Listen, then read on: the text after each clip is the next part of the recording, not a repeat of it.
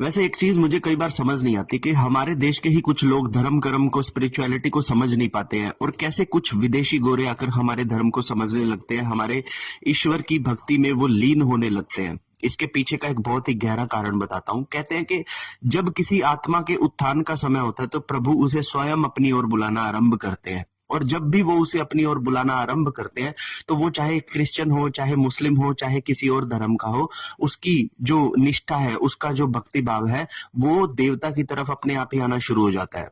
हर आत्मा एक देवता से बिलोंग करती है, और जब जब उसकी स्पिरिचुअलिटी जागती है तो वो देवता अपनी आत्मा को अपने पास बुलाने लग जाता है। वहां से शुरू होती है उसकी स्पिरिचुअल जर्नी।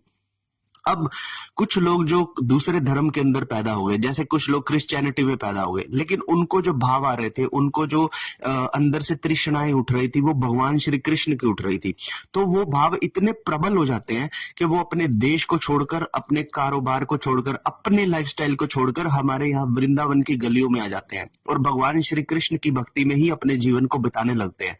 ऐसे कई सारे लोग आपने देखे होंगे जो ईश्वर की भक्ति में लगे हुए हैं। हम तो कहते हैं ना कि हम हिंदू हैं, दूसरे वाला क्रिश्चियन है। मैं कहता हूं कि क्रिश्चियनिटी में भी बहुत सारे ऐसे लोग हैं जो हिंदू देवी देवताओं से अट्रैक्टेड हैं। मुस्लिम्स में भी कई सारे ऐसे देवी देवता हैं, लोग हैं जो हिंदू देवी देवताओं से अट्रैक्ट हो जाते हैं। तो धर्म का कभी भी किसी अट्रैक्शन को रोकने की क्षमता नहीं है। अगर आपका खिंचाव सही जगह पर है तो आप उस देवता के पास अपने आप ही चले जाएंगे, चाहे आप किसी भी धर्म से बिलोंग करें।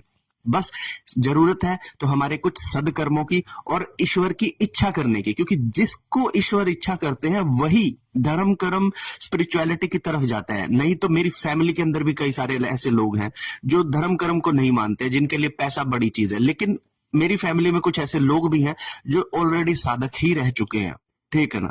तो ये सिर्फ हमारे पूर्व जन्मों के कर्मों पर निर्धारित होता है कि हमारी यात्राओं को फिनिशिंग देनी है या हमारी यात्राओं को और लॉन्ग लास्टिंग चलाना है। तो जिनकी यात्राओं को लॉन्ग लास्टिंग चलाना है तो उनकी लाइफ में कभी स्पिरिचुअलिटी, भक्ति भाव ये ठहर नहीं पाएंगे। आएंगे जरूर, कोशिश भी करेंगे, हंट किया जाएगा, लेकिन उसके बावजूद भी स्पिरिचुअलिटी चली जाएगी, ईश्वर से विश्वास चला जाएगा। किसी भी तरह का कोई भक्ति भाव यदि उत्पन्न होगा तो उसमें उसको छल जैसा लगेगा।